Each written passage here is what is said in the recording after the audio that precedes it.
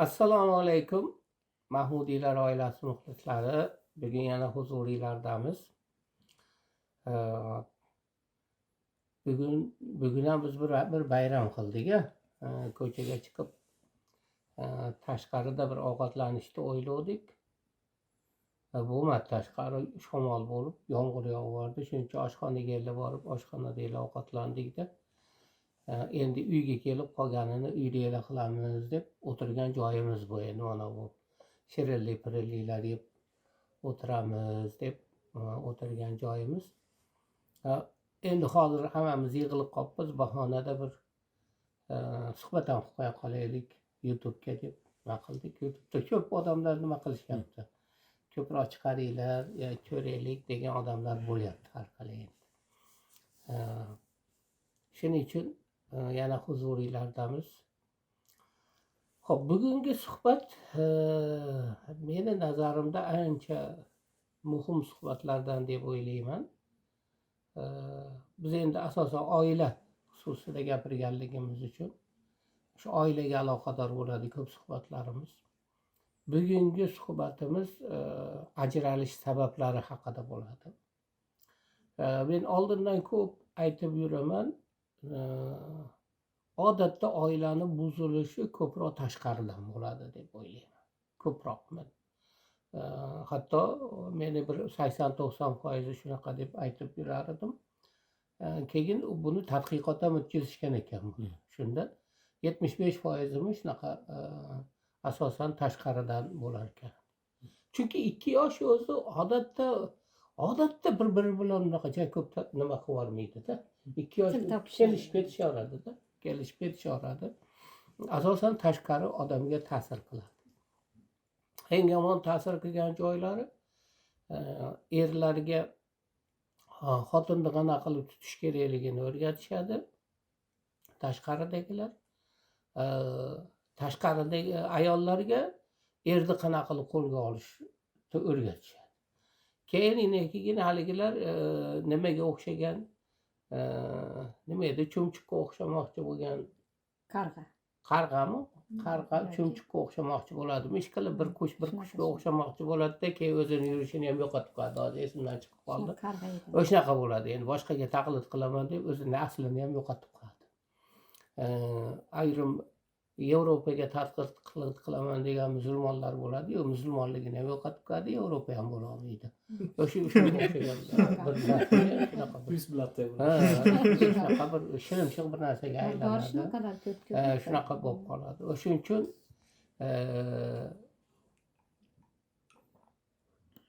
mustaqil fikrga ega bo'lish qanchalar muhimligi haqida suhbatlashamiz-da bugun endi.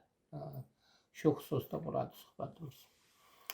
Biz bir kun o'zimdan boshlaman endi sekin shu ta'sir qilish jarayonlarini aytaman. Bir kun biz oying bilan bir joyga mehmonga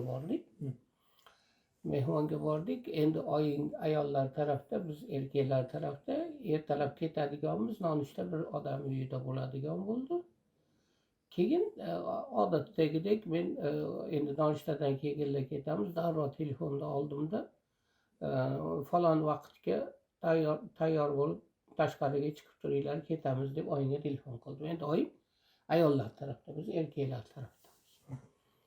Keyin endi tasavvur qildim, men telefon qilyapman, falon joyga chiqib turinglar deb qattiq gapiryapman haligi. Keskin gapiryapman, qattiq emas, keskin gapiryapman. Ozginadan keyin aytyapman, shunaqami? Ha, mayli, unda bo'lmasa men mashinani sal qizitib, qish payti edi.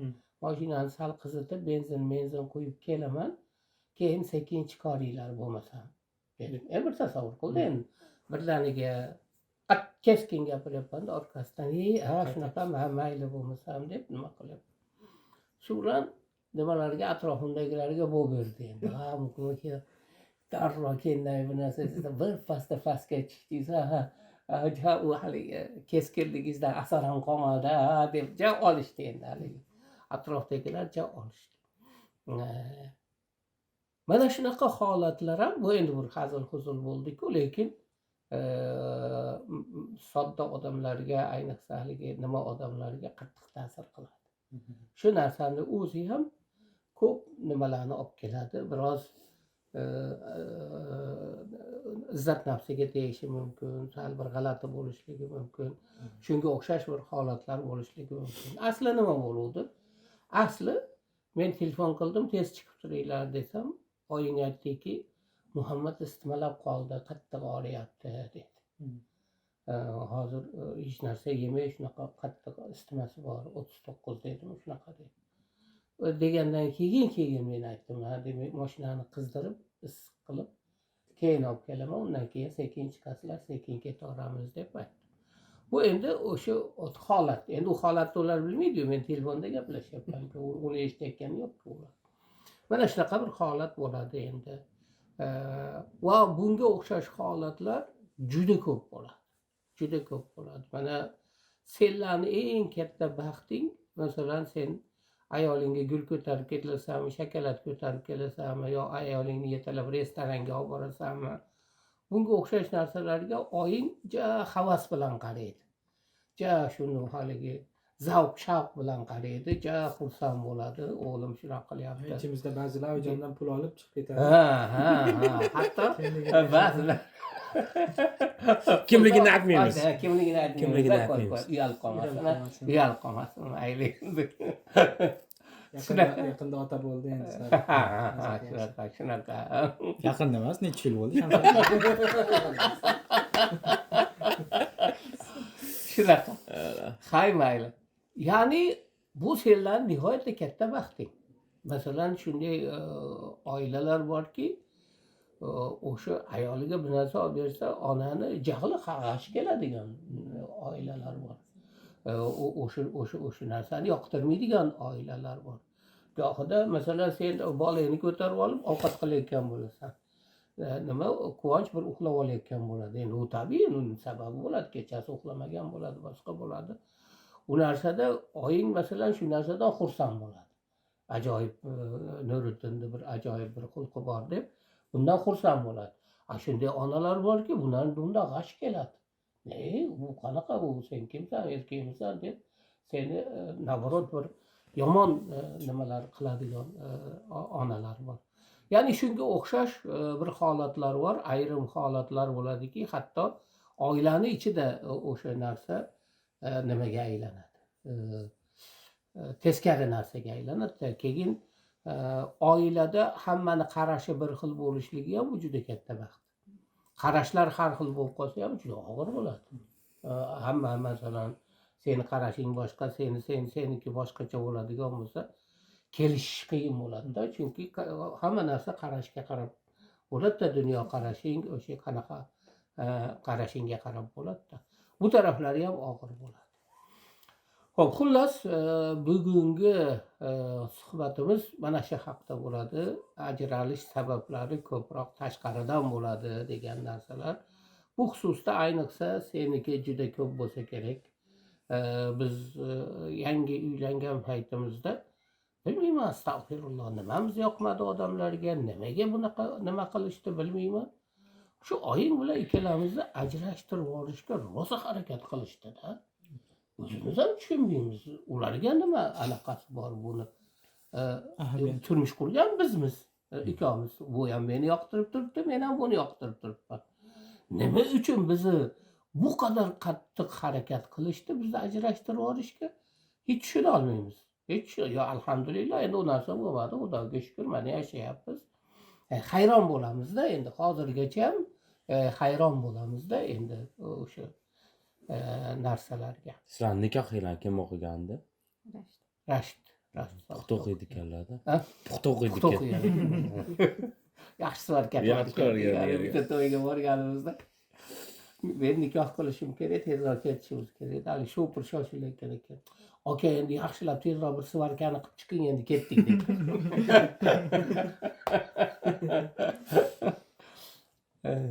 Qani, sen gapir endi. Bu yerda seni men ko'p, eng ko'p senga hujum qilishganda. Menga-ku hujum qilisha olmaydi-ku. Assalomu alaykum va rahmatullohi va barakatuh.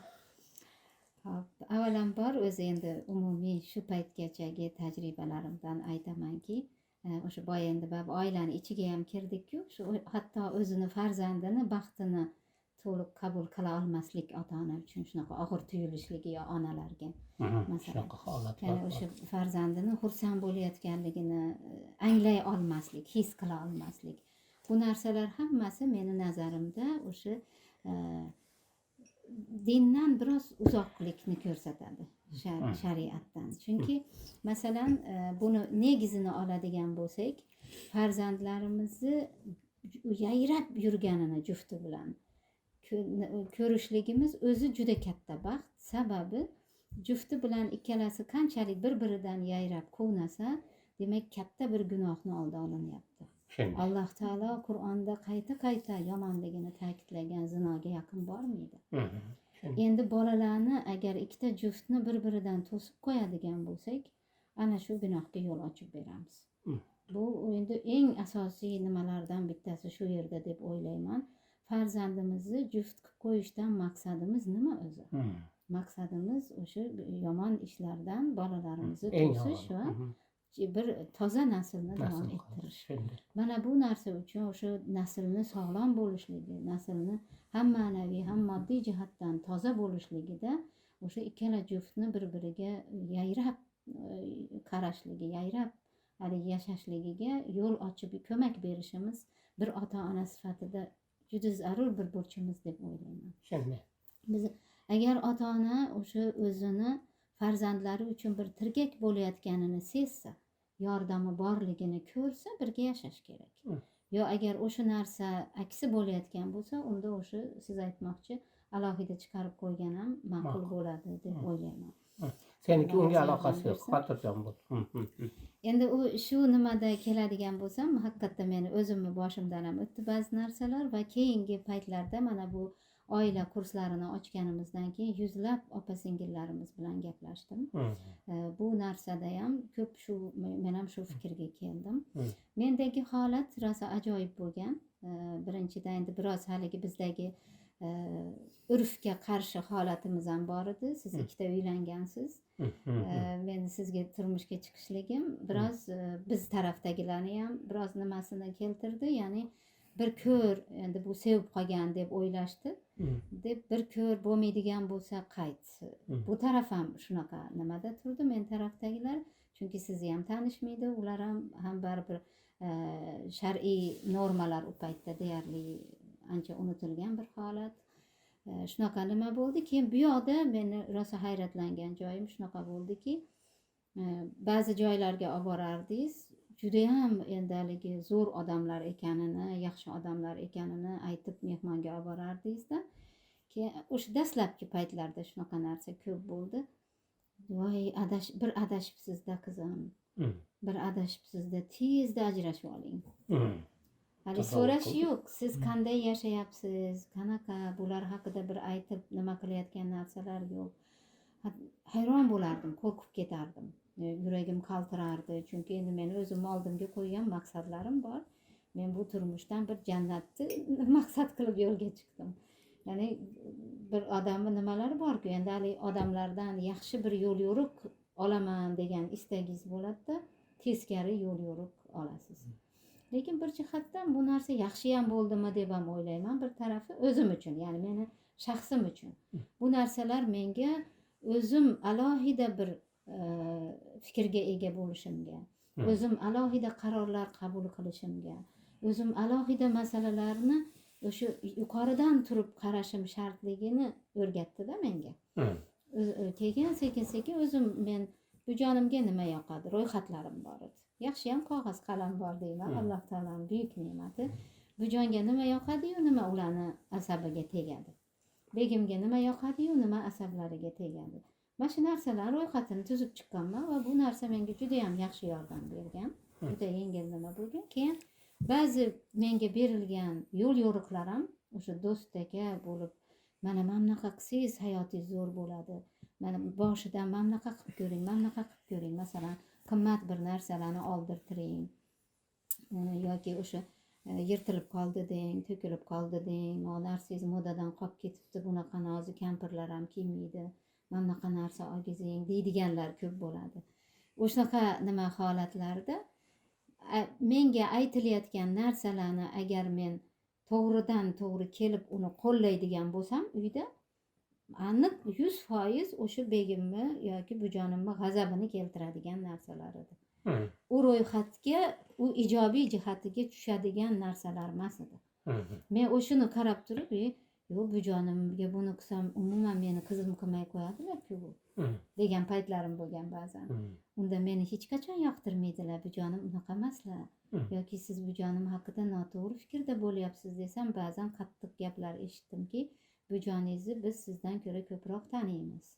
Siz kecha kelib nima o'zingizcha tanib qoldingizmi? Hali ertaga manqamushig'ingizni oqizib oldimizga kelasiz yordam so'rab. Mana shunaqa narsalar bo'lgan. Ya'ni bu narsalar ancha xunuk narsalar. Keyin men o'sha shunaqa o'zimga o'zim shunaqa nimaga fikrga kelganmanki o'sha paytlarda demak o'zi qalqib turibdi bu oilamiz. Ya'ni endi men ham shu oilani bir a'zosiman. Bujonim haqida aytilgan gap, begim haqida aytilayotgan, ya'ni umuman opalarim bo'lsin boshqa, bu oilani sha'niga aytilayotgan gap, menga aytilayotgan gap. Bu oila endi meniki hamda, bu meni ham sha'nim. Shuning uchun endi shunaqa nima qildimki, ignani uchiday salbiy narsani hatto eng yaqin do'stimga maslahatlashmadim. Eng yaqin do'stim bilan ham maslahatlashmadim. Ichkaridagi salbiy narsani olib chiqmadim tashqariga. Ya'ni uni o'zim ichimda Alloh taolo bilan hal qildim. Ya'ni mana bu narsa bizni oilani mustahkam bo'lishiga olib keldi deb o'ylayman. Aqlim yetmagan narsalar juda ko'p bo'lgan. Shunaqa paytlarda masalan to haligi bujonim bilan do'st bo'lib ketgunimga qadar holatlarda ayniqsa yugurib borardimda shunday sajdaga yotib olardim. Allohim, men yoshligimda onamni olib qo'yding. Menga bunday o'rgatib, maslahat berib katta qilishmadi. Oila degan narsani men bilmayman. Sen menga o'zing o'rgat. Hozir shu yerda qanday qaror qilay? Nima desam to'g'ri bo'ladi yoki qanday harakat qilsam to'g'ri bo'ladi? O'zing o'rgat deb shu yalinib yotib olardim sajdaga. Keyin Alloh taolo o'zi qalbimga bir ilhom berardi va shu bilan harakatlanardim. Va bu narsa shunaqangi mazarohat ediki, Xudoyimga xato aytsam ham hech narsa emas edi. Men bilardim uni. Endi birovga tasavvur qilganda bir asabiylashganingda yo siqilib shunaqa bir his tuyg'ularing bir qaynab turgan paytida birovga bir narsani gapirib qo'ydingda. Endi uni o'nglashni o'yla orqasidan. Shuning uchun meni nazarimda tashqaridagi odamlar ham ichkaridagilarga o'sha kim bo'lsa eng yaqini bo'ladimi yo tashqariroqdagi odam bo'ladimi, bir narsani maslahat berayotgan paytida o'sha maslahati uni tuzatishiga yordam beradimi, buzishgami? O'sha yerga qarash kerak. Ayniqsa endi ikkita oila bu bo'ldi. Undan oldin bermayli maslahating nima bo'lsa. Nikoh bo'lgunicha. Nikoh bo'lgandan keyin endi bir narsa qilib bularni islohiga yordam berishimiz kerak bo'ladi deb o'ylayman. Ya'ni bu borada yoshlarimiz ham juda e'tiborli bo'lishi kerak. Ular ko'rganday ichkaridan ko'ra olmaydi baribir tashqaridagilar. Bu insonlarga nima yoqish yoqmasligini o'sha ayol, o'sha qiz o'zi boshidan o'zi bilib olish kerak. Ularni nozik taraflari bor, ularni hali ijobiy jihati, salbiy jihati hammasi bor. Endi o'sha ijobiy va salbiysi bilan qo'shib u seniki u. Endi uni sen o'zingga kerak bo'lsa sekin-sekin o'nglaysan yoki o'sha shariatga zid bo'lmagan narsalar bo'lsa, uni olasan. Uni o'sha bilan qo'shib yaxshi ko'rishni o'rganasan. Shu narsa eng to'g'risi bo'ladi deb o'ylayman. Bir tasavvur qildi. Oyingga bunaqa qilishgan. Menga sen bir yo'linglar o'sha ayolingni aytganini qilasan, boshqa qilasan. Shunaqa bir qiziq narsalardir. Arzimagan narsalar bitta joyda bunga bir ko'ylak tiktirdimmi, Nigoraxon tikib berdi eslasang. O'sha tikkicha o'tirdim men shu yerda endi kutib o'tirdim. Keyin keyin uni olib kelib berdim endi. Endi shuni yoqtiraman o'zi arzimagan narsa olib bera olmayman. O'zi pulim oz. Haligi unaqa ja qimmatbaho narsa olib bera olmayman. O'zi bir necha narsa olib bera olmayman endi. Lekin uni zavq bilan olib beraman endi uni olib berganimda hali oddiy olib bermayman endi. U menga zavq bag'ishlaydi. Shuni olib boraman. Uni ko'radi, xursand bo'ladi. Shuna qilib olib kelganman. Voy endi xotinni unaqa qilib erkalatib bo'lmaydi, bizni xotinlar ham bosh ko'taryapti, falon piston deyishadi. Ular qanaqa tillalar olib berishadi o'zi aslida. Ayollariga qanaqa narsalar olib berishadi endi. Voy, hammasi tiqilib yotibdi. Men bitta dona ko'ylak olib kelib berdim endi. Eslasang, o'sha qancha gap so'z bo'luvdi o'shanda senga bir tiktirib olib kelib bergan paytimda. Shunaqa bir nimalar, oshiqcha qilib yuborasiz, yo ortiqcha nima qilib yuborasiz. Mana shunaqa holatlar ko'p bo'lardi. Menga nisbatan bunaqa narsalar ko'p bo'lgan. Oyimga nisbatan hatto tez ajrashing degan gaplar endi bu bilmadim, endi bir 10 ta 20 ta balki undan ko'proq joyda aytilganda. Endi eng qizig'i shundaki, ashuni men bilmayman. Ashi gaplarni menga ham aytmagan, keyinroq aytgan-u. Ash paytda hatto menga ham aytmagan unaqa gaplarni, hatto menga ham aytmagan. Mana shunaqa bir holatlar bo'lardi. O'sha Shvetsiyaga kelgan paytimizda ham nima holat bo'lgan, bir oilada har xil holat bo'lib turadi. Esinglarda bo'lsa, bolalar adajoninglar kechasi ko'p ishlardilar. Biz mana shu uyni olgunimizcha biroz adang bilan biroz ko'proq ishladik. Ha, eslasak. Shunaqada keyin ozgina uxlab olmasalar bo'lmasdi. Keyin oddiy narsa endi. Keyin mehmon kelib qoldi uyga. Ayollar kelib qolishuvdi, pichirlab kutib oldim. Bilaman, adajoning uyg'onib ketsalar bo'lmaydi. Keyin pichirlab kutib oldimda, o'sha to'rida bitta uy bor edi, xona bor edi. Shunga PlayStation keyin shunga yaxshi bilaman. ularga iltimos qildimki, kelinglar, anaqa o'sha yerda o'tiraylik dedi. O'sha paytlarda biroz anaqa ekan, o'zi biroz dadilroq ham bo'lish kerak odam deyman. Ba'zan shuni eplolmay qolamiz. Ular mendan yoshlari katta ayollar edi, ikkalasi ham. Keyin ularni o'sha to'rdagi uyga taklif qildimki, adajoning bemalol uxlasinlar. Ayollar pichir gaplashadi va pichirlaganda ham keyin yo'q, oshxonada o'tiramiz deb turib olishdi. O'zi yo'q, iltimos, anaqa begim uxlayotgandilar, anaqa sal shovqinga uyg'onib ketadilar, keyin ishga borishlari kerak dedim. Yo'q, nima qilishmadi, unashmadi. Oshxonaga o'tirishdi. U ketib o'zlari ketib o'tirishib oldi. O'zi rosa g'alati-ku endi, keyin turibman. Shunaqa yuragim po'killayapti, endi adajoning uyg'otib olish. Bu odobsizlik. Uyda egasi qayga boshlasa, o'sha yerda o'tirish kerak. O'zi qanaqa odobsizlik o'zi. Keyin rosa nima qaltirab turibman. Keyin shu bilan ularni o'tkazdim, eshik yopiq, lekin baribir o'sha men pichirlab gapirgan bilan ba'zi odamlar pichirlab gapirishni bilmaydi. Xullas adajoning uyg'ondi. Shular gapirishni ham bilmaydi odamlar. Keyin adajoning shunaqa jahllari chiqdilarki, endi u yerda menimcha mehmon borligini ham bilmadim. U yog'ini ta'riflashing hojati yo'q. Bilishadi, o'zlari bilishadi. Biz kutgan narsa U bo'ldi. tomoshabinlar bilishi shart emas. Keyin shu bilan xullas ikkalasi yugurib, ular ikkala ayol qo'rqib yugurib tashqariga chiqishdi. Anaqaga. Adajoning bilmadilar uyda mehmon bor. Keyin ular yugurib tashqariga chiqishdi. Keyin men xayrlashdim.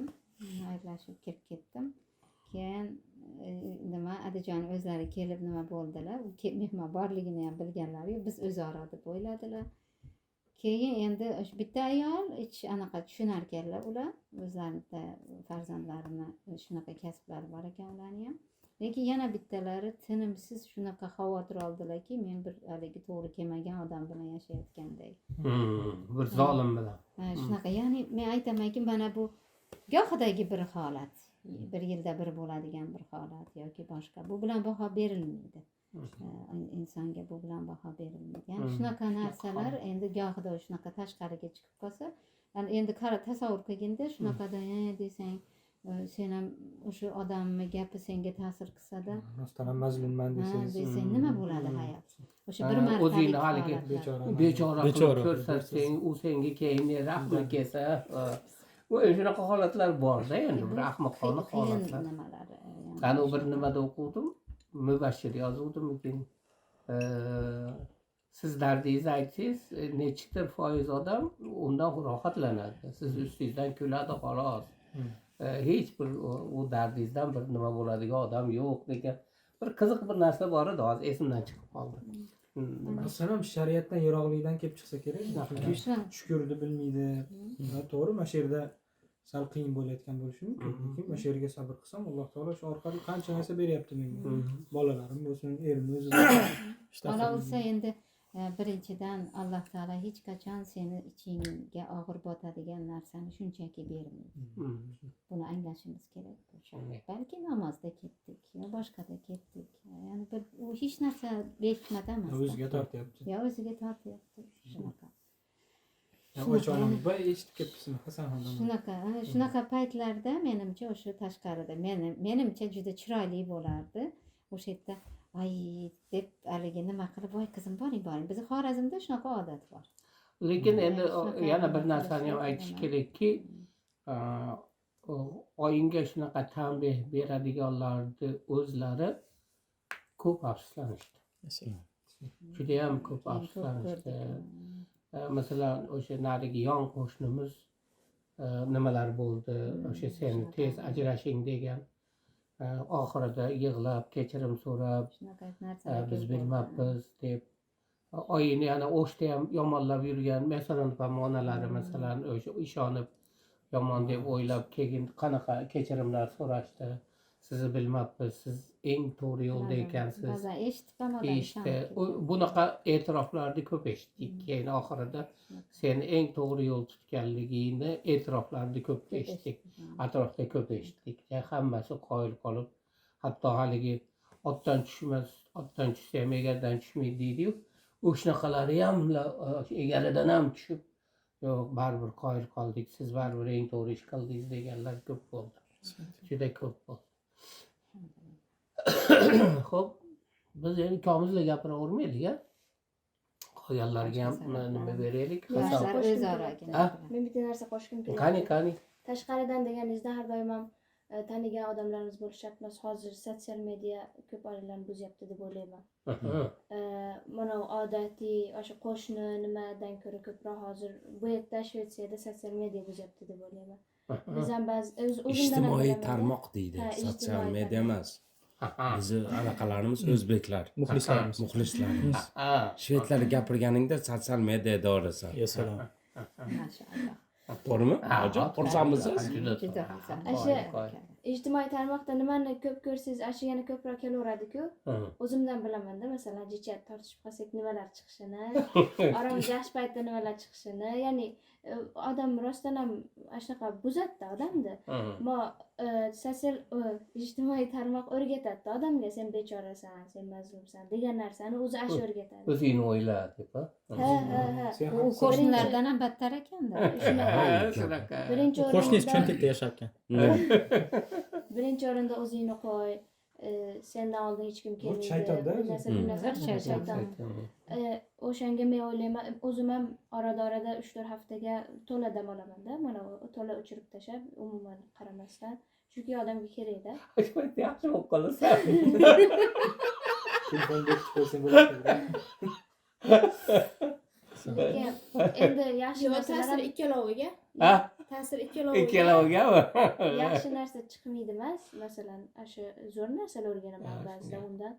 Albatta, ijtimoiy tarmoqda ham juda yaxshi narsalar. Olimlarning gaplarini eshitaman yoki yaxshi qanaqa olimlar borligini bilib olaman o'sha yerdan. O'zi nimani ko'p eshitsang, ashnalarga chiqaveradi. Bir xaladelnik olmoqchi bo'ldim, tinimsiz xaladelnik chiqaverdi. Bordi oxiri. Aka nimani qilsa, ashi chiqib kelaverar ekan. U qayerdan biladi, u bilib olar ekan u. Yangilik masalan alohida tomosha qilmayman-da. O'zi ashundan chiqib keladi yangilik. Dunyoda nimalar bo'lyapti, odam bilishi kerak deb o'ylayman. Dunyoda nima bo'layotganini. Shunga u muhim narsalari ham ko'p, lekin ba'zi o'zi odam sezadi qachon dam olishim kerak ekan degan narsani odam o'zi sezadi deb o'ylayman. O'zi gapiraveraymi? Boshidan mana bunaqa narsada birinchidan odamni eng ko'pi do'zaxga tushadi deyilgan. O'shundan bilib olasiz, odamni eng ko'pi qanaqaligini. Boshidan. Keyin bo'lsam, hech qachon masalan bizni alhamdulillah oilamiz haqida gapiraman, endi men jayyo'man-ku. Lekin bitta mashinamiz bor bo'lsa, hech qachon bir xil mashina minayotgan yo bizdan arzonroq yo pastroq mashina minayotgan odamga biz qarab turib havas qilmaymiz. Yo yomon gap chiqmaydi. Qachonki bizdan kattaroq, boyroq bitta mashina chiqib qolsa, birodar, shuncha ishladim bitta mashinaga deymiz. Toki o'zimiz o'sha darajaga chiqib turib bitta mashina olib qo'ysak, keyin o'zimizning sabablarimiz bo'ladi. Nima uchun u bo'laveradi. Lekin pastroq paytda u bo'lmasdi, u mumkin emas narsa edi. Va bu shunchalik kirib ketgan mana urf odatga, mana shu gapni rosa xunuk deb ko'raman. Shu men ham eshitganman Qirg'izistonda. Nima bola ko'tarish haqida aytadi-yu. Rosa eshitaman-da shunaqa narsalarni. Er bola ko'tarsa, yo er bolaga qarasa, boshqacha tushuniladi, nima uchun? Avvalan nima uchun bundoq sotsial yo daraja er yo xotinda aloqador narsa deb tushunaman. Agar bitta ota bo'lsa, u qizini sevadimi? U qizini yaxshi ko'radimi? Men qizimni ushlagim keladi o'zim. Men uni ushlaganimdan meni erkakligim pastga tushib qolmaydi. Aks ko'tarish mumkin. Lekin o'zimni qizimni yaxshi ko'raman. O'zimni qizimni o'paman, o'zimni qizimni achon qilaman. Kim qilmaydi u narsani? Shuni g'alati ko'raman men. O'sha Qirg'izistonda ko'p taniyman, shu sal noroq turadi, anaqalari xuddi sal noroq bo'lib qolgandek turishadi-da u qizlar yo shunaqalari. Qiziq men uchun bu narsa. Keyin bo'lsam, kimdan nima eshitayotganingiz, o'sha Nuriddin akajon aytgandaqa, o'zi aslida eshitmaganingiz yaxshiroq. Hech kimdan eshitmaganingiz yaxshiroq. O'zingizni bilgan odam birinchidan boshlab o'zini bilish kerak, keyin unaqa mayli so'rash mumkin ozgina u yoq-bu yoqqa. O'zini bilgan odam biladi nima eshitish mumkin, nima eshitish mumkin emas. O'zini bilmagan odam bilmaydi bu narsani. O'shuning uchun ham mustaqil fikrni o'shuning uchun ham juda ham muhim. Erta ko'p informatsiya har doim muammoga olib boradi. Hamma narsada. Bitta bolaga ham erta informatsiya berib yuboring, muammoga olib boradi. Va bitta men hozir yosh bolalar telefonni yaxshi bilib olyaptimi? Telefon muammo faqat. Bu yaxshi narsaga olib bormaydi u narsa. Ilm eng qo'rqinchli narsa shu men uchun. Ilm. Ozgina o'qigan odam har doim eng katta muammosi bo'lgan.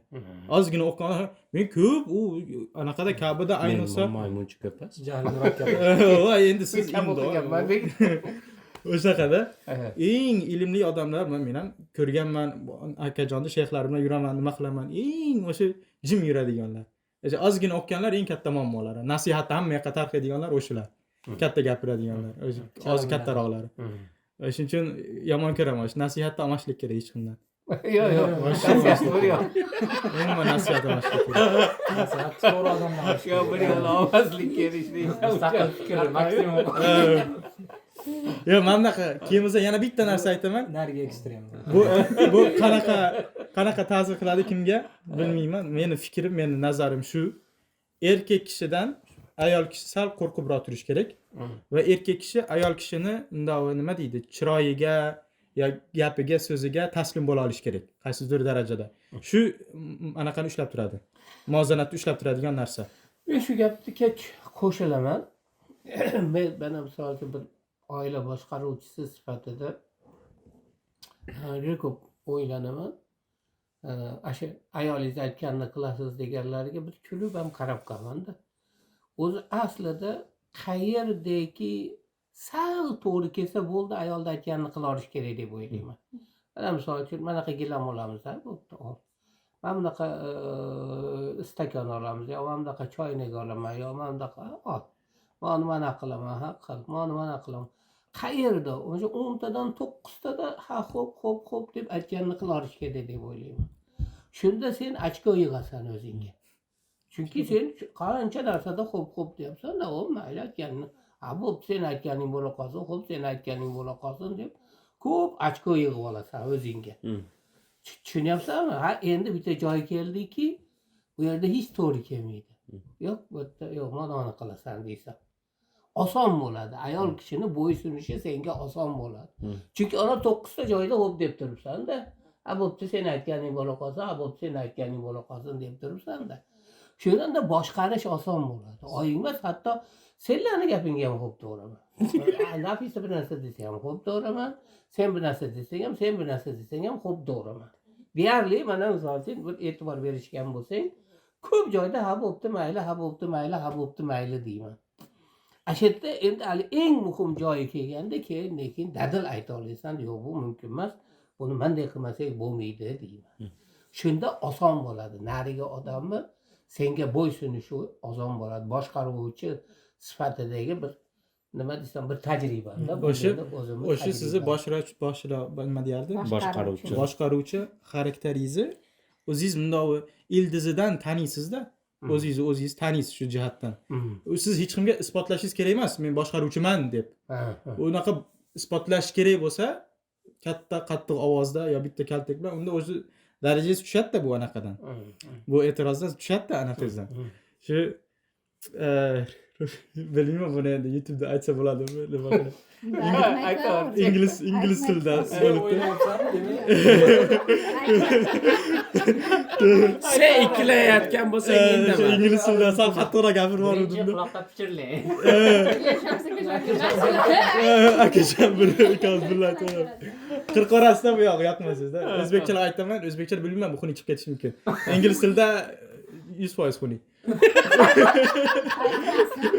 Mana mana shunaqa nasihatni oladi-yu bitta erkak kishi. Keyin o'zim qanaqa qilib boshqa bitta erkak kishini quloq solib turib, u o'zgartiradi seni amalingni, xarakteringni, seni ayolingga nisbatan. Tushuntira oldimmi? Ko'rpan tagida u bilan uxlabsanmi? Tushuntira oldimmi? Kunda oxirida kimga ketyapsan? Kimning oldida yashaysan? Kunda oxirida. Bu chiroyli jihatda mana shunaqa qilib aytdim mana. Chiroyli sashmi? Shu 100 barobar kamaytirib hozir sizlarga yetkazdim. Joy kerakmidi? Yo'q, yaxshi, to'g'ri. Haq gap. Haqiqatda masalan ayolimga bo'lgan munosabatimni bitta erkakning gapi bilan o'zgartirishim g'alati-da endi. Bu meni ayolim. Bunga qanaqa muomala qilishni o'zim bilaman. Menga nima o'rgatadi?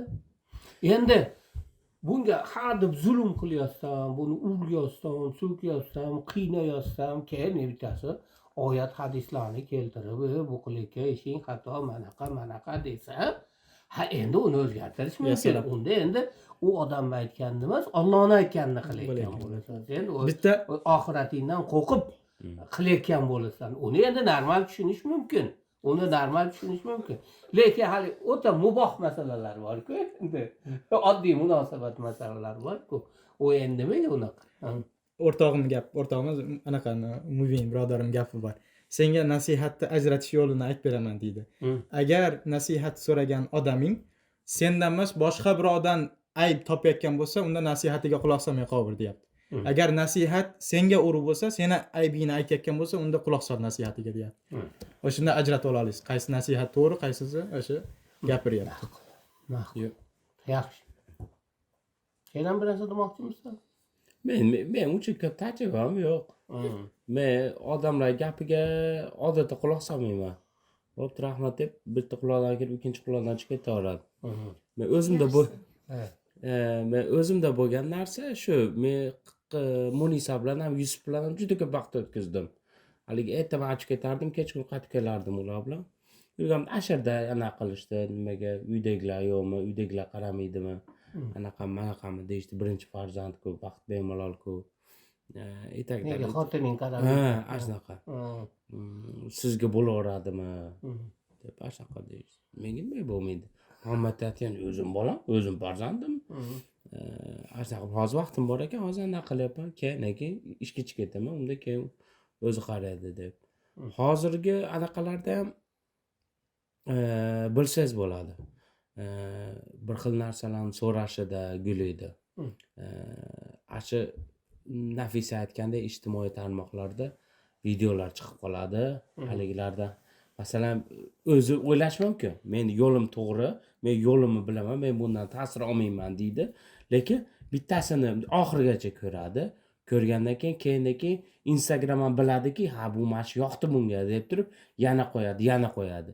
Bittasida emas, 10tasida emas, 100tasida emas. Lekin 500-chisiga borib turib yoki 1000-chisiga borib turib, baribir yetadi u. Deb bilib uradi. Nimaga meni yerim shunaqa qiladi? U nima haqqi bor? deb Bo'lib qolibsan. Tajribadan chiqib ketsan. Keyin anaqa qilinadi, gapiriladi. Atrofdagilarni ko'radigan bo'lsangiz ham xuddi shunaqa. Keyin ijtimoiy tarmoqqa odamlarni misol qilib keltirish ham juda ham noto'g'ri. Ijtimoiy tarmoqqa qachon narsa qo'yiladi? Eng xursand payti, eng zo'r payti. Masalan, bitta xotinni oladigan bo'lsak, aytaylik, bir kunda 5 ta surat qo'yadi deylik. 5 ta suratiga 1 soat ketdi ham deylik-da. Asha 1 soatini 24 soatni 1 soatga aylantirib turib, asha 1 soatda xursand bo'lgan paytini aylantirib turib, odamlar ashuni misol qilib keltiradi. Palonchi, pistonchi mana qilyapti ekan. Sen nimaga qilmaysan? deb turib haligi sizni hayotingizdagi butun problemani haligi 1 soatga tenglashtirib qo'yadi-da, aytadiki, bular mana qilibdi, nimaga biz qilmayapmiz Yo'q, qo'yishimiz deganda. Mahmudiylar oilasi qilyapti-yu, biz nega qilmaymiz? Ha? Biz ham xato qilyapmiz ekanda. Endi Rostdan ham- Xatolikda emas. Yo'q, xato. Biz ham endi bir yoqqa bir narsamizni qo'ysak, Eng bir-birimiz xursand bilan talashib paytimizni o'tirgan qo'yamiz. joyimizni qo'ymaymiz. Hmm. Jahlimiz Boyagini chiqqan joyini qo'ysak qo'ymaymiz. Lekin odamda nima? Bu narsalar sengan joyini qo'y. Misol UFC-lar oying bizni aytadi-yu, qo'ymaydi. lekin o'sha yerda yo'q, u yerni bilish shart emas deyman. Chiroyli kiyim olib keyin qilamiz videolarni. Chiroyli kiyim. Demak, jim o'tiraman, Adijon ishtonim ko'rinmaydi deb oyog'ini 10 marta osmonga chiqarib. Kim? Rostdan ham ijtimoiy tarmoqda mana u havas qilib va molar rosa baxtli yashaydi deganlarimiz hozir ajrashyapti bitta. Hamma bitta Voy, nima ajrashyapti. hamma narsalar tushyapti ekan. Menga Yana- to'lka mushuk bilan kartoshkalar chiqadi. Menga narsa chiqmaydi. Nimalar? Mushuklar tushaveradi har doim menga, mushuklar ko'raman. Bittasini doim ko'rardim, manaqa Hech bola chiqmaydi, ha. Yo'q, nima miyovlar chiqaveradi. Ko'rsalarim qani? Ijtimoiy tarmoq o'sha nimani ko'rsang, o'shani ko'rar ekan. Tasavvur endi hozir endi mana bu Eron urushi hali ko'proq nima bo'lyapti? Tinmay chiqib keladi bizda. Asha tinmay urush chiqib keladi. Endi Alloh Mana hazillashyapti deb o'ylaysizlarmi? To'lka mushuk chiqadi menga. Ko'ryapsizlarmi? Mana faqat mushuk chiqadi. Robiya ko'radimi siz telefoningizda? Yo'q, ikkamiz ko'ramiz. Menga haligi adashmasam ham 7-oktyabrdan keyin borku mana Isroil tarafida bo'lganlar to'la qanaqa qilib Falastin tarafida odamlar bor deb hayron qoldi. Falastin tarafida bo'lganlar qanaqa qilib Isroil tarafida bo'ladigan odam bor. Hamma narsa oshkor bo'ldi-ku, ularning zulmi oshkor bo'ldi-ku deb turib, dunyo ikkala to'la boshqa taraf bo'lib bir-birini tushunolmaydigan holatga kelib qoldi-ku. Xuddi shunga o'xshaganda er-xotin orasida ham to'la hamma narsani mana ayol kishiga erkak kishini yomon qilib ko'rsatishi mumkin. Shu darajadaki ayol kishi umuman tushunolmaydi endi. shunday. Va erkak kishiga ham teskarisini qilib turib, umuman ayol kishini tushunolmaydigan holatga Shunday. Bunaqa nimalar juda ko'p.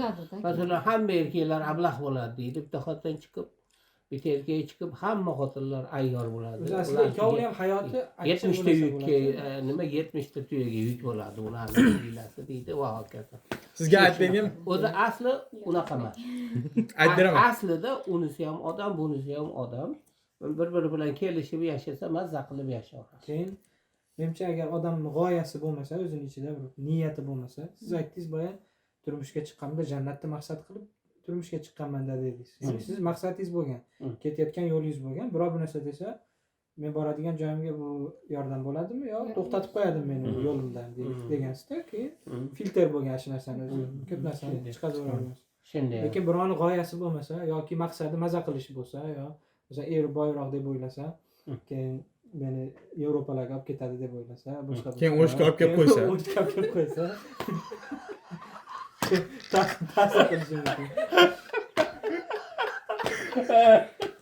Aytmoqchi bo'lganim, masalan, erkak kishi ham ayolga uylangan paytida masalan shirin ovqat yeyish bo'lib qolsa uni maqsadi, shunga o'xshash nimalardir bo'lsa, u narsalardan to'silganini ko'rsa, o'sha nimasi qolmaydi, aniq yo'li bo'lmaydi, kim nima desa ta'sirlanaveradi. Lekin Meniki to'silmadi. maqsadi aniq bo'lsa, sunnatga amal qilish bo'lsa, shu ayol bilan birgalikda o'sha Alloh taologa yaqinlashish bo'lsa, sulolasi toza bo'lish va hokazo shu narsalar bo'lsa, tabiiyki shaytonda ham ta'sir unaqa bo'lmaydi, yuradigan yo'lda yuraveradi. Shirin hayot bo'ladi. Shunaqa. Ya'ni atrof baribir ko'proq holatda sizni yaxshi yashashingizga sabab bo'ladigan tarafga yurmas ekan. Juda ham kam ekan unaqa holatlar, juda kam ekan. To'g'ri, mana misol uchun hozir endi bizni ko'p duo qilishadi, sizga havas qilamiz deyishadi. Endi bu hamma yo'q bo'lgandan keyin, endi u 30 yil yashab bo'lganimizdan keyin, endi hozirgi holatda endi ko'p, endi sizlarga havas qilamiz deydiganlar juda ko'p. Lekin ancha nima bo'lgandan keyin. Sen bir narsa deyatuvding. Sen ham demoqchimisan? Menmi? Ha. Ustoza? Ha. Bilmadim endi. Shu haqiqatan buni sotsial mediadagi nimalarni ijtimoiy tarmoq. ijtimoiy tarmoqdagi ta'sirlanishlarni gapirilganda menimcha u O'sha ta'sirlanuvchilardan bittasi menman degin. bunisi ham bor. Bu ta'sir qiluvchilardan bu. Yo mana misol uchun haqiqatdan misol uchun gohida men ham bir narsani ko'rib qolishim mumkin va bilan hayotingizda siz chiroylikka o'xshab ko'rinadi. Keyin bir necha oy o'tgandan keyin qarasangiz ajrashgan bo'ladi yoki shu bolasi ketib yuborgan bo'ladi, bir bola bo'ladi ish qilib. O'shanaqa deganda misol uchun bizani oilaga ham ko'p odam havas qiladi-yu. Endi men bizani oilamizda ham misol uchun janjallar bo'lishi mumkin, opa-singil orasida yoki er-xotin orasida bo'lishi mumkin. Endi sen borsanki bo'ladi-da. Opa-singil, opa-qiz. Ha, gapir. Ham bor. Endi buni biz qo'ymaymiz, misol uchun bu narsani qo'ymaymiz. Endi borligi aniq, faqat bu narsa ko'rinmaydi xolos-da. O'sha keyin menimcha shu bo'lsa kerak menga aytadiganim. O'sha keyin ta'sir deganda ayniqsa biz ayollarda ko'proq deb o'ylayman. Chunki bizani shanslur nima deydi? His-tuyg'ularimiz ham haligi kuchliroq deb o'ylayman. Boshqaga qaraganda solishtirish ko'proq shunaqa. Keyin agar biz buni olib chiqadigan bo'lsak, endi to'g'ri turmushga chiqmaganman, lekin hayol qilib nima qilsam bo'ladi-da. Misol uchun ayol kishi buni eriga aytsa yoki ko'rsatsa, mana shunaqa ekan deb boshqa odamlarga solishtirsa, er ham noshukur ekan degan o'yga borsa, keyin u buzilib ketadi deb o'ylayman. Keyin bekarga emas, unaqa ijtimoiy tarmoqlarda ko'p odamlar ajrashib ketayotgandi. Shuning uchun biz rostdan ham ko'zga ishonamiz. Ha deb eng chiroyli joyingizni hammaga ko'rsata olsangiz, ko'z tegadi. Ishonish kerak u narsaga. Allohga bog'lanishing bo'lmasa, shu birovlar ko'rsatishdan maqsad ko'rsatish bo'lsa. Endi faqat maqtanish bo'lsa bo'ladi. Aytib bermoqchi edim, men Andijonda paytimda Andijon. Aytib beruvdim sizga. Bir mehmonga olib boribdi, esimdan chiqib ketdi uni kishini ham, Alloh mustaan. Bir anaqaga boruvdik. Bog'daqa yashaydi, katta bog'da yashaydi, hamma narsasi bor. Ha? Daraxtlari ham bor ekan, hamma narsasi bor ekan, oilasi katta ekan. Bizdaqa katta oilada kishini ham esimdan chiqib ketdi. Zallari endi shunaqa dekoratsiya qilingan, hamma yeri bunday voh ekanda. Lazzat, mazza qilib yashaydi ekanda bu kishi. Endi lekin bu kishi bilan gaplashish eshitingda to'lka anaqa haqida gapiraveradi. Shahar haqida gapiraveradi. Sal chetroqda yashaydi endi Andijonda. Toshkent haqida gapiraveradi. Endi men Toshkentda ham bo'lganman. Unda solishtirsam, u qaniydi marta yashaganda deydi odam. Katta, shu kattada zotikda yashaydi. Lekin Toshkent haqida gapiraveradi, Toshkent mamlaqa gapiraveradi, mamlaqa qilib gapiraveradi. Keyin oxiri sezdim bu kishiga qancha gapirsiz farqi yo'q, shuning uchun oldigi narsasini ko'rmay, o'sha hayolning ichida yashaydigan odam ekan. Tez bilinib qoladi. O'zini xafa qilib yuraver ekan shunaqa qilib. Shunaqa qiziq odam Alloh taolo bergan ne'matlarni ko'rish kerak-da. Ko'rolmaslikdan ko'rolmaslik tug'iladi deydi. Ya'ni odam ko'rolmaslikda ikki xil ma'nosi bor. Tilmononi ko'rolmasang, bu ham ko'rolmaslik.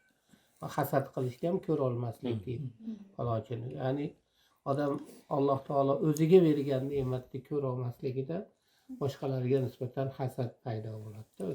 Men yana bitta narsa esimga tushdi-da. Akajon aytdilar-ku, o'zini bilish kerak odam deganda. Shunda menimcha o'zini juftini ham odam biladi-ku, endi bir muddat yashagandan keyin o'zini juftini ham biladi. Lekin aytilgandek jahl ustida boshqa odam bilan gaplashadigan bo'lsa, o'zini juftini bilmaydi. U hayol o'zini jufti asli qanaqaligini ana miya urmaydi-da, ya'ni eslatmaydi. Jahl ustida bo'lsa, faqat shu yomon tarafi ko'rinaveradi. U yomon tarafi ko'ringanda boshqa odamga aytsa, keyin u boshqa odam ham juftini yomon deb o'yga kelib oladi. Chunki u odamni, misol uchun men opajon pochani biladi-ku, menga gapirsalar, agar men pochani tanimagan bo'lganda, pocha haqida menga gapirsalar, keyin meni bildi, ya'ni bitta rasm bo'ladi pocha haqida. Keyin bu narsa boshqaga ham tarqaladi, keyin u yana bizani oilaga yana siz bizga ko'p aytasiz, odam ekan deb nimalardi. O'sha ba'zi oilalar aytadi, bu oilalarda aytiladi, o'sha erini yomonlab keladi, erini ota-onasi yomon ko'rsatib qo'yadi. Keyin ma'lum muddatdan keyin yaxshi ko'rsatgisi keladi, eplolmaydi uni. Yomon ko'rib qo'ygan bo'lasan. Bujonim rahmatlik aytaribdi. Haligi Ibo opamni pochcham uribdimi, nimadir bo'pti-da, endi keyin yig'lab kelibdi. Yig'lab kelsa, "Ey jonim, endi sen keldingmi?" deb shap taksini to'xtatib olib borib, bu endi ketaman desanglar ketkazib yuborasiz, mahkamroq ishlang-da endi, patvoy deb. Ertasi qaytib kelgan bujonim rahmatlik. Keyin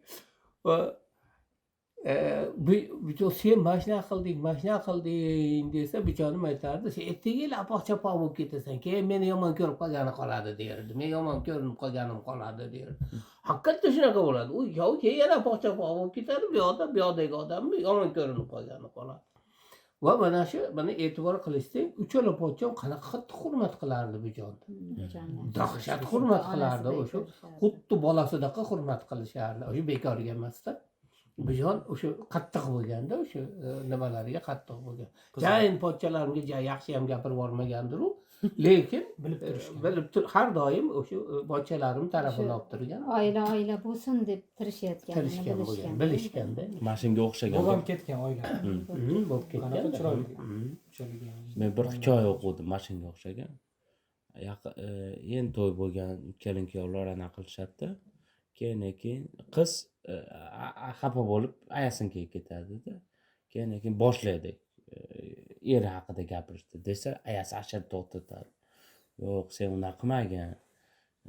Sen hozir buni aytasan-da, 2 kundan keyin esingdan chiqarib yuborasan-da. Sen yana yaxshi ko'rib qolaverasan anaqani kuyovni. Lekin men uni anaqa qila olmayman u. Meniki 2-3 kundan keyin esdan chiqib ketmaydi degan. Nima deyapsan? Mana olib bering deyapsanmi? Nimani olib ber deding? Bunaqasidik. Muhammad tavakkal qiladi. Stikki deganiga tushunmay qolibman. Men sezib turibman. Atalar olib bermayapti. Videoni buzmay dedim-da, narsalar yemasin deb. Videoda shu buzadi. U ko'chaga chiqib ketadi. Nima? Astag'firullah. Ingliz tilida bitta narsa o'qidim-da. Hozir siz esimga tushib ketdi. Siz bizga ko'p aytasiz, aytdan ham chiroyini ko'rish kerak deb. Ingliz tilida bir o'qidim. Men o'sha ana juft haqida gapiryapti-da. Perfect nima deydi? O'zbek tilida so'z bor. Komil, mukammal. Ha, seni mukammal deb o'ylovdim, seni mukammal deb ko'ruvdim va seni juda ham ko'p yaxshi ko'rib qoldim, muhabbatim oshdi. Lekin o'sha uylanganimdan keyin seni ayblaring ko'rina boshlandi va mukammal emasligingni ko'rdim va undan da ko'p oshdi muhabbatim degan chiroyli anaqa bor ingliz tilida. Yaxshi gap ekan. Haqiqatda odam o'sha nimalari bilan, kamchiliklari bilan yaxshi ko'ra olsa, o'sha zo'rda o'sha. Asha eng zo'rda. To'g'risi ham shu bo'ladi. Bandani banda deb qabul Men qiladi. bitta narsa Eng asosiysi endi o'sha mavzudan chalg'imanglar. Mavzu shuki, tashqariga quloq solinmagani ma'qul. Agar tashqari sizni oilangizni yana ham puxta qiladigan, bir yaxshilaydigan bir gaplar gapirsa, unga quloq soling. Lekin o'sha oilani buzilishiga olib keladigan yo oilani o'sha totuvligiga rahna soladigan bir gapni gapiradigan bo'lsa, unga quloq solmaslik kerak. Mana shu narsada nihoyatda ehtiyot bo'lish kerak. U ijtimoiy tarmoq bo'ladimi, u bitta qo'shni bo'ladimi yo bir Onasi bo'ladimi, onasi bo'ladimi, boshqasi bo'ladimi? U narsaga quloq soling. O'tirganimizda jo'ramizda bir kishi savol so'radi, o'zlarini kelmas ekan, lekin shu yaqinida shunaqa bir holat bo'lib qolibdi. Onasi yo meni deysan yo ayolingni deysan. Eng og'ir. Agar taloq berib olmasang oq bo'lding deb shunaqa. Juda og'ir. Nima qilardi uni bolasi bo'lsa, boshqasi bo'lsa, nima U qilardi? onani haqqi bor buni qilishni. Yo'q. Qattiq Harom. haqqi yo'q. U agar u juda ham bir haqli tarzda qilmasa, uni iloji yo'q. U mumkin emas narsa. Masalan, onasini bir narsa qilgan bo'lsa yo bir o'ta bir narsa bo'lsa. Bizda lekin ko'pincha u gapiga kirmagani bo'ladi yo teng kelib qo'ygani bo'ladi qattiq. Shunga odamiy bir narsalar bor. Mayda narsa. Alloh Xo'p. yordam bersin ey har bandaga. Bo'ldimi tugatolmaylikmi Ha. bo'lmasam? Qo'nim Hay ochib ketdi. endi bugun qonim ochib ketdi. Ovqatlanib keldik. Bitta ovqat yo'q. Avsatda. Undan oldin ovqatlandingiz deydi. Sizlar yedinglar. Undan oldin qarab ovqat- o'tirdi. Ye. Men kofe ichib o'tirdim. Qarab o'tirganing shu bo'lsa yeganing qanaqa bo'larkin? Yaxshi siz qaraganligingiz uchun bizni yoladingiz. Yolaganimizda bizga hech narsa qolmasin dedik. Xo'p. Mayli, bugungi suhbatimiz endi har xil gaplar ham qo'shilib ketdi. Lekin asosiy biz aytmoqchi bo'lgan, demoqchi bo'lgan gapimiz yana o'sha takror aytamiz. Tashqari oilani buzishiga yo'l qo'ymaslik kerak. O'sha tashqaridagi sizga kelayotgan gaplar, xoh tanqidiy gaplar, xoh maqtov gaplar bo'lsin. Sizni oilangizni mustahkamlasa, uni oling. Yo'q, mabodo sizni oilangizni mustahkamligiga zarar bo'ladigan bo'lsa, u gapni olmang. Shu mana shu narsaga bir alohida e'tibor qaratishimiz kerak bo'lar ekan. Xo'p, shu bilan endi bugungi suhbatimiz ham nihoyasiga yetdi. Salomat bo'linglar azizlar. Assalomu alaykum.